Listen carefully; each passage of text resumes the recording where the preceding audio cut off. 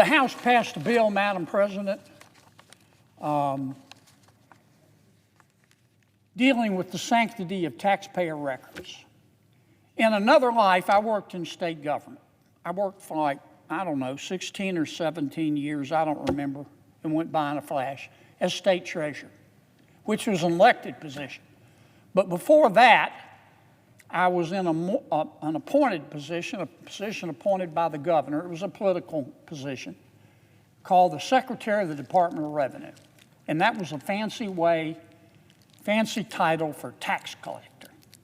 I was the state's tax collector for, I don't know, 3.5 years until I left the position to go run for state treasurer. And one of the things I learned was the sanctity of people's income taxes.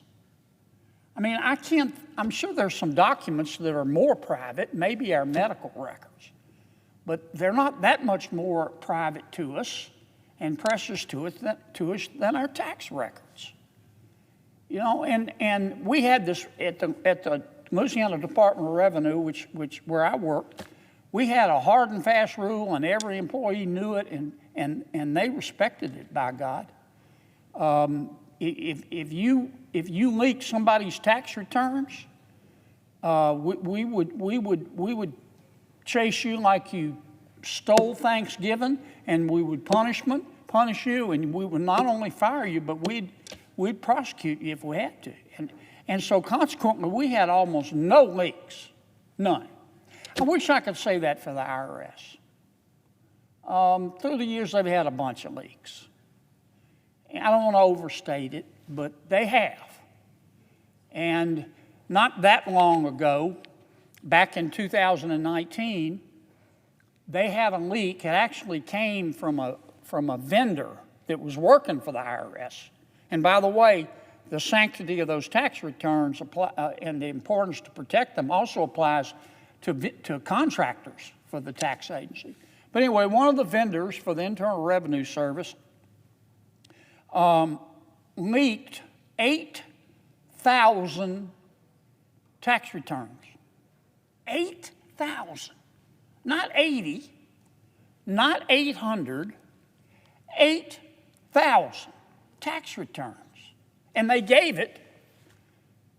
these tax returns to a media organization. And the person who leaked it, he didn't do it because he was trying to show tax fraud. He did it to try to embarrass the people. A lot of them were really wealthy, and he wanted to embarrass them. It just out of the meanness of it in his heart. Some very famous people. I think Mr. Jeff Bezos was on the list. President Trump was on the list. But if you looked at this list was as long as King Kong's arm. You could stack this list here and paint that ceiling. 8,000. 8,000. And it embarrassed a lot of people. And it would have embarrassed you if your name was all over the internet with your personal information and your home address and your signature. It was just wrong. And it took years for the IRS to track this down. We kept pushing them and raising fresh hell and saying, this is not right. Well, I don't think they did it on their own. I think they got outside help, and they finally caught this person. And you know what his penalty was? He got 5 years. And they fined him $5,000. I just don't think that's enough of a deterrent. I don't. When you add up all the misery that this one meathead caused to 8,000 people, not who were cheating on their taxes. He was just trying to embarrass them, and that's just wrong. And so the House passed a bill the other day that basically says the penalty is going to be increased. It's no longer going to be a minimum of 5, it's going to be 10 years. But also, instead of a $5,000 fine, the maximum fine is going to be $250,000. And here's the thing: you can't. Let me put it another way. Every document, every tax return that you release is a different count.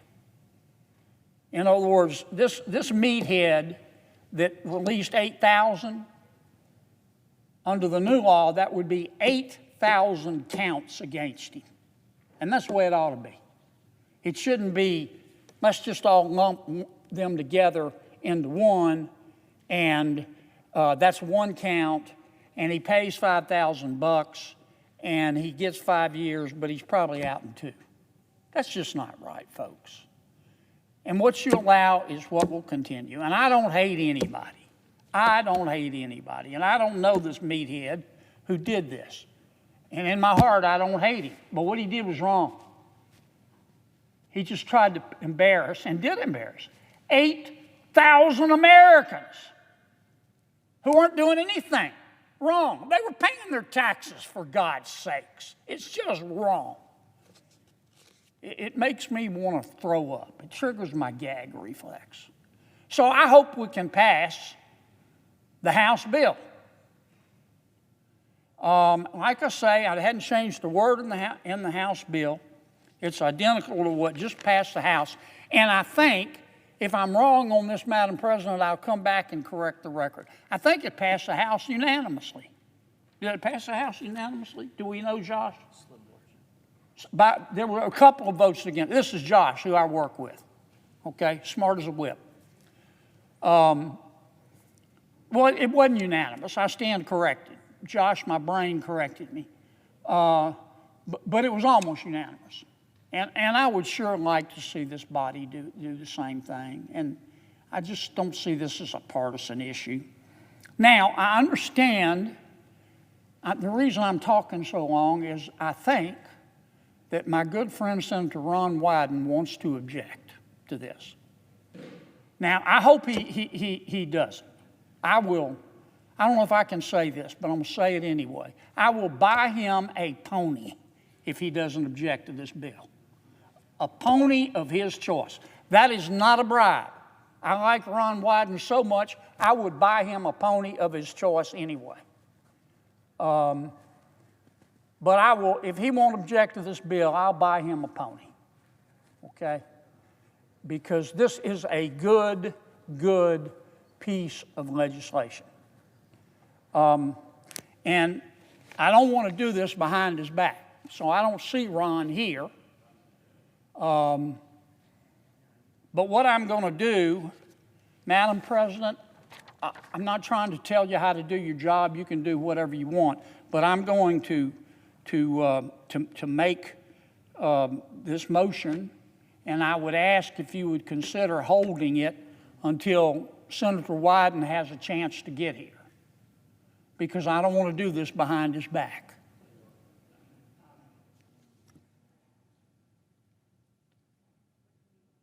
I see the parliamentarian is unhappy.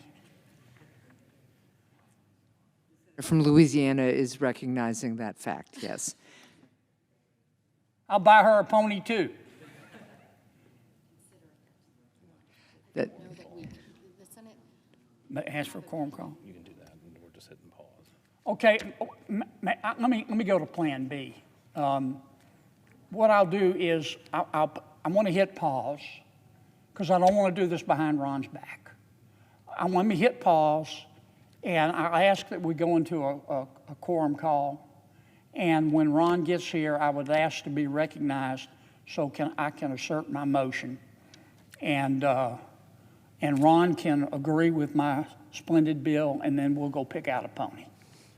So I suggest the absence. without objection, the senator will be recognized suggest the after. absence of a quorum. And without objection, the absence of a quorum is noted. The clerk will call the roll. Okay. Ms. Baldwin. The senator from Louisiana. Madam President, I ask that the quorum call be suspended. Without objection. Madam President. The senator from Louisiana. Thank you, Madam President. Madam President, my friend, Senator Wyden is here, so I would like to proceed. I'm sorry he missed my speech. It would have given him goosebumps if he had been here to listen to it, but maybe y'all can tell him about it, and I hope he'll find it convincing. But in the meantime, as if in legislative session, I ask unanimous consent that the Senate proceed to the immediate consideration of H.R. 8292, which is the bill I talked about, passed by the House almost unanimously, which was received from the House. They couldn't hear me? Let me start over. All right, Madam President, I'm sorry, I didn't have my mic on. You recognize my request we suspend the quorum? Without objection. Okay. Senator Wyden is here. I thank him for coming out. I hope he heard my speech. I hope he was persuaded. I know him to be a reasonable man. So I took my best shot. So I'm going to go ahead and make my motion now that he is here. As if in legislative session, I ask unanimous consent that the Senate proceed to the immediate consideration of H.R. 8292. That's the bill I talked about that was passed almost unanimously by the House. That bill has been received from the House, and I further ask, Madam President, that the bill be considered read a third time and passed, and the motion to reconsider be considered, made, and laid upon the table. Is there objection? Reserving the right to object, Madam President. The senator from Oregon. Madam President, Senator from Louisiana. I thank my friend Ron for his point of view, and I hope we can sit down and talk about this and perhaps work something out, because this bill's not about changing the tax rate. It's just about everybody's tax return is their own business. And I also thank, Madam President, your courtesies and your time and attention in this matter. With that, I suggest, Madam President, the absence of a quorum.